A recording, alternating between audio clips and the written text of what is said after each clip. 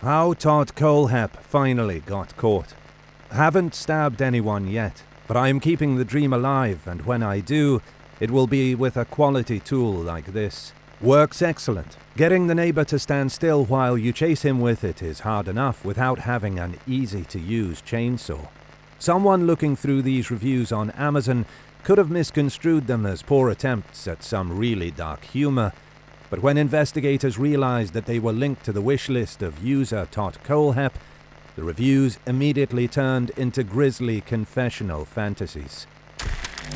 Even though Todd Kohlhepps ended up being nicknamed by the media the Amazon Reviews Killer, he was actually caught before the reviews came to light, after running rampant for the better part of 2 decades, committing several murders, and building up a successful real estate business as a facade. How did Todd Kohlhepps get caught? Todd's history. Todd Kohlhepps showed troubling signs of violence and anger since childhood.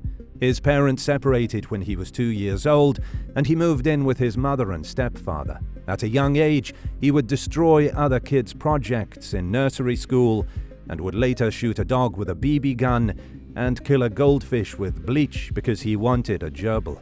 His mother eventually sent him to live with his biological father, since Todd claimed his anger and problematic behavior stemmed from not being with his father. His mother thought maybe a male role model could help Todd, but his behavior continued and eventually got worse, and the one thing Todd got from his father was a lifelong fascination with firearms. When he was 15, he kidnapped and sexually abused a 14-year-old neighbor, for which he was sentenced to 15 years of prison, pleading guilty in exchange for having the rape charges dropped. After serving 14 of 15 years and having no incidents in jail since turning 20 years old, he was released. Kohlhepps then enrolled in Center Arizona College and earned a bachelor's degree in computer science. Later, he also earned a Bachelor of Science degree in Business Administration Marketing at the University of South Carolina, upstate. Kohlhepps then acquired a real estate license by lying about his previous arrest and started to develop a career in and around Spartansburg, South Carolina. Eventually, he started his own real estate business and became known as a successful businessman. There were only small indications here and there of his problematic past, according to people who worked with him, with some off-color or uncomfortable jokes and his penchant for bragging about his guns. But overall, he was seen as a valuable member of the community. Unbeknownst to his colleagues and clients, by then Kohlhepps had already committed a gruesome mass murder, one for which he would never be caught, and would only confess to after being arrested for another crime. The crime that would get Kohlhepps caught first became national news because of some posts on Facebook. How Todd Kohlhepps finally got caught. Charles David Carver and Kayla Brown had initially disappeared under mysterious circumstances in August of 2016. Their car disappeared with them, their door was left unlocked, and Kayla's dog was left inside without water or food. A friend of Kayla's even claimed later that they were supposed to have dinner with her that night so that she could meet Charles. All in all, it didn't seem like anything the couple would have planned willingly, which was an initial theory because of Charles's relationship with his estranged wife, Nikki.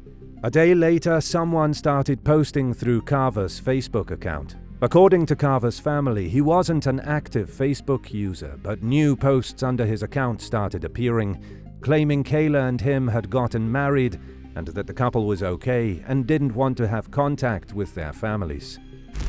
According to their loved ones, uncharacteristic, weird and violent memes also started appearing on Charles's profile, until suddenly they stopped.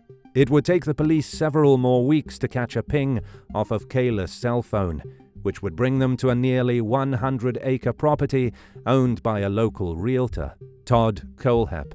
The property was completely fenced off, but it didn't have a house or noticeable building on it. When the police arrived at the property and started their search, they eventually found a large metal container and heard banging from the inside. What they would find in the interior was deeply disturbing, but also was described later by the officers as a miracle. Inside of the metal container, Kayla Brown was found alive, chained inside a smaller cage. After 2 months in the container, which had no windows, electricity, or any vents to receive air, Kayla was found alive. She told the officers that Todd had killed her boyfriend Charles and had kept her there, chained with 1 visit per day, with food and water, and rarely let her walk around in the sun. She also said that apart from Charles's, she thought there were at least 3 other buried bodies in the property, the graves of which Todd himself had shown Kayla as a warning and threat in case she somehow found a chance to escape. Kayla had worked cleaning Todd's property before, and Charles had accompanied her to the property when Todd confronted them. She claimed Todd was mad at her and in retaliation shot and killed Charles. Later, Todd would claim that Charles was making fun of him, which caused his anger and his reaction. When Todd was caught, he initially refused to cooperate with the police. Later, he agreed but made 3 requests, according to the Spartanburg County Sheriff: a special picture for his mom, a money transfer to a friend's daughter's college fund, and a call to his mother so he could be the one to break the news to her. So Todd Kohlhepps finally got caught because one of his victims' phones was pinged by the police, after decades and many victims.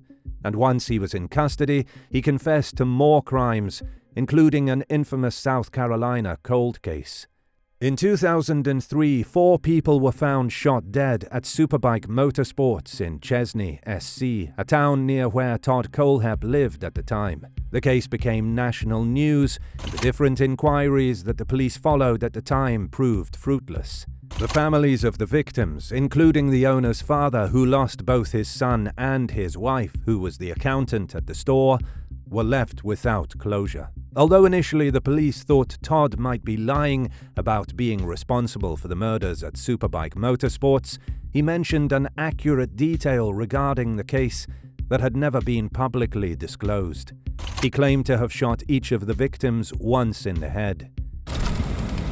Todd would later tell his mother that the reason he shot the people at Superbike Motorsports was because he had always wanted to get a motorbike and was made fun of when he tried to return the one he bought because he didn't know how to ride it. 2 more bodies were found in Todd's property in the graves that he had shown Kayla.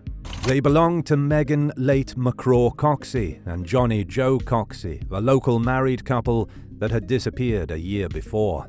When the Amazon review surfaced during the investigation, the case became infamous nationwide. But the man responsible was already arrested.